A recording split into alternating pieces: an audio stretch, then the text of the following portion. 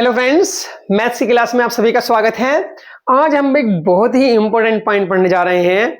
बहुत आपने इसे सुना होगा, पढ़ाया होगा, बताया होगा। नाम है बोर्ड मास रूल। बहुत ही इंपॉर्टेंट रूल है और इससे संबंधित जो प्रश्न है उनमें अच्छे अच्छे कच्चा खा जाते हैं।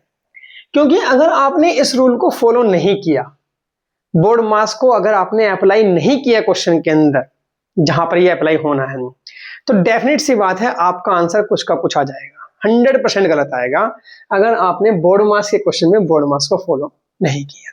चलिए पहले बोर्ड मास है क्या, इसकी फुल फॉर्म क्या है, पहले यही समझते हैं। देखिए BODMAS, बी से मतलब ब्रैकेट, हिंदी में बोलते हैं कोष्ठक। दूसरा होता है ऑफ, इंग्लिश में ऑफ है, हिंदी में बोलते हैं का। तीसरा है डिवीजन यानी भाग। चौथा है मल्टीप्लिकेशन मतलब गुणा। फिर है एडिशन जोड़, और फिर है सब्ट्रैक्शन।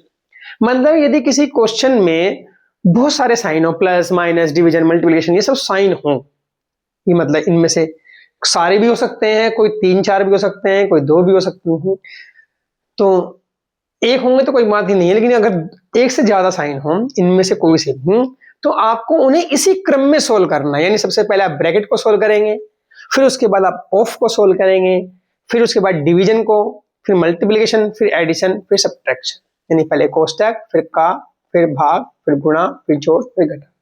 यदि आपने एक भी स्टेप ऊपर नीचे कर दिया तो समझ लीजिए क्वेश्चन वहीं पर बिगड़ गया, वहीं आपका आंसर आपसे डिस्टर्ब हो जाएगा। अब ये जो ब्रैकेट है, ये भी एक तरह का नहीं, बहुत तरह का होता है।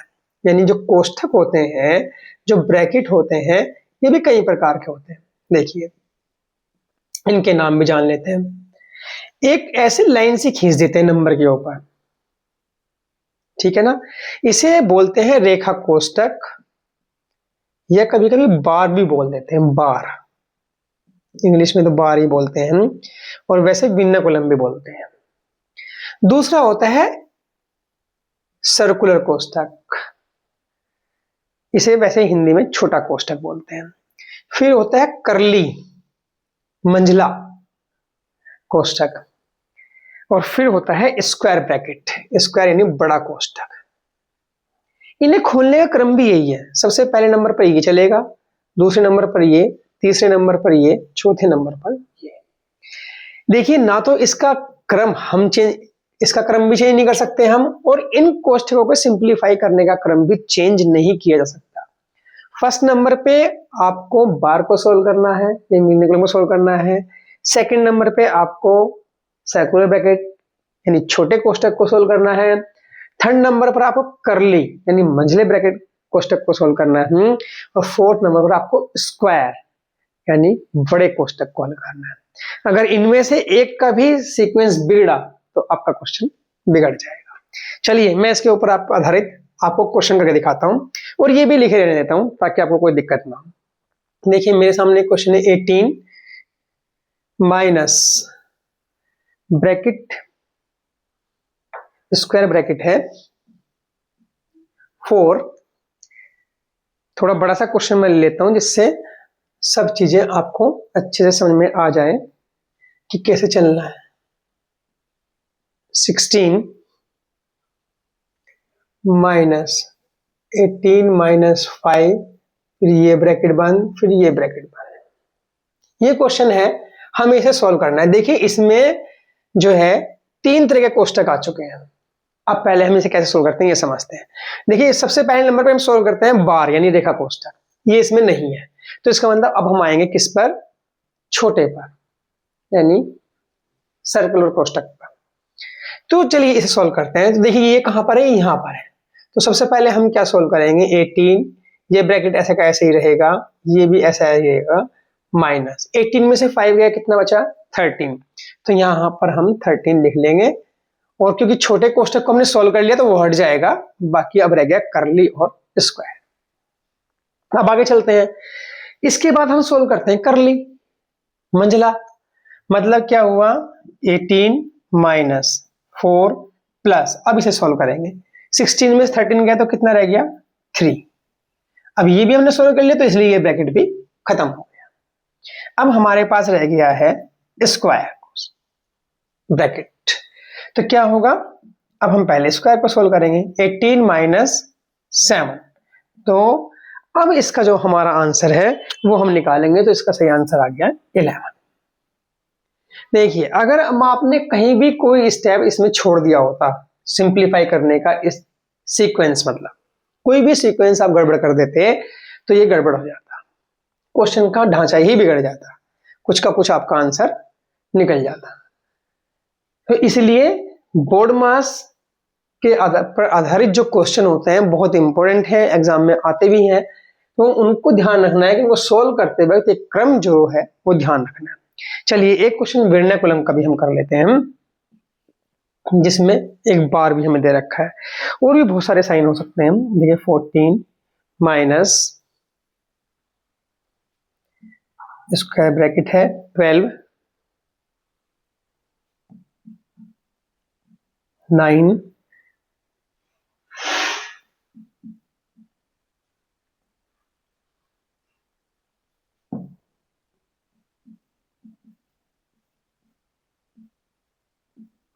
देखिए इसमें जो 6 माइनस 2 के ऊपर लगा हुआ है वो क्या लगा हुआ है, बार यानी रेखा कोष्ठक लगा हुआ है। तो इसमें देखिए इस क्वेश्चन के अंदर चारों कोष्ठक है, तो सबसे पहले कौन सा सोल्व करना है, सबसे पहले हमें ये वाला सोल्व करना है, क्योंकि इसके ऊपर जो लगा हुआ है बार लगा हुआ है। तो इसे सोल्व करेंगे तो कितना आ जाएगा, 14 माइनस 12 माइनस 9 माइनस 7 माइनस, अब 6 में से आप 2 को माइनस करेंगे तो कितना आ जाएगा, 4 आ जाएगा। ये हो गया इसका सॉल्यूशन। चलिए अब इस ब्रैकेट को सोल्व करेंगे, 14 माइनस 12 माइनस 9 माइनस 3, जो ब्रैकेट सोल्व होता रहेगा उसे हटाते जाएंगे। इसके बाद 14 माइनस 12 माइनस 9 में से 3 माइनस 6, ये ब्रैकेट भी सोल्व होगा, 14 माइनस 6, तो आंसर आ गया 8। इस तरह से जो कोष्ठक होते हैं उनको हम जो है सोल्व करते जाते हैं। अब ऐसा नहीं कि ये सारे, जिसमें देखिए 2 ही साइन आपको दिख रहे हैं प्लस माइनस, ये साइन 2 ही आएंगे, ऐसा कोई नियम नहीं है। आपके सामने डिवीजन मल्टीप्लिकेशन इस तरह के भी क्वेश्चन मिलेंगे जिनमें बहुत सारे साइन इस तरह के लगे होंगे, लेकिन मैं एक क्वेश्चन आपको उसका भी बता देता हूँ जिसमें मल्टीप्लिकेशन डिवीजन के साइन भी लगे हुए हो। देखिए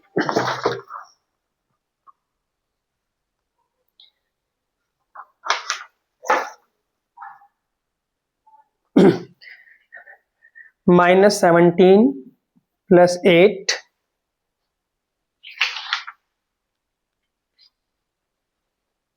डिवाइड बाई 7 माइनस 3। चलिए इसे सोल्व करते हैं हम। देखिए -17 सबसे पहले क्या है, ब्रैकेट, तो पहले ब्रैकेट सोल्व करेंगे क्योंकि यहां पर एक ही ब्रैकेट है, तो 7 में से 3 गया, आ गया 4। अब ऑफ इसमें नहीं है, फिर क्या करते हैं, डिवीजन यानी भाग को करते हैं हम, तो भाग इसमें है तो पहले भाग को करेंगे, -17 प्लस 8 को 4 से भाग करेंगे तो कितना आ गया 2। मल्टीप्लिकेशन इसमें नहीं है, एडिशन का साइन लगा हुआ है और सब्ट्रैक्शन यानी ये भी साइन लगा हुआ है। अब देखिए क्या करना है, एडिशन एंड सब्ट्रैक्शन, तो एडिशन करेंगे तो माइनस का 17 है 2 है, तो ऐड करेंगे कितना जाएगा, माइनस का 15। तो इस तरह से बोर्ड मास के रूल को हमें फॉलो करते जाना है, पहले ब्रैकेट, फिर फिर डिवीजन, फिर मल्टीप्लिकेशन, फिर एडिशन और फिर सब्ट्रैक्शन, और ब्रैकेट में पहले वर्नाकुलम, फिर आपका सर्कुलर ब्रैकेट, फिर कर्ली और फिर स्क्वायर ब्रैकेट। इस तरह से फॉलो करते हुए आप बोर्ड मास से संबंधित जो क्वेश्चन है वो करेंगे, और ये क्वेश्चन फ्रैक्शन में भी आ सकते हैं, यही रूल आपको फ्रैक्शन में भी फॉलो करने होते हैं। चलिए मिलेंगे नेक्स्ट वीडियो में नेक्स्ट टॉपिक के साथ। हमारे चैनल को लाइक सब्सक्राइब करना ना भूलें और बोर्ड मास की प्रैक्टिस करना भी ना भूलें। अगर आपने प्रैक्टिस नहीं की तो बोर्ड मास आपके हाथ से निकल जाएगा, इसलिए इसकी प्रैक्टिस करते रहिए। धन्यवाद।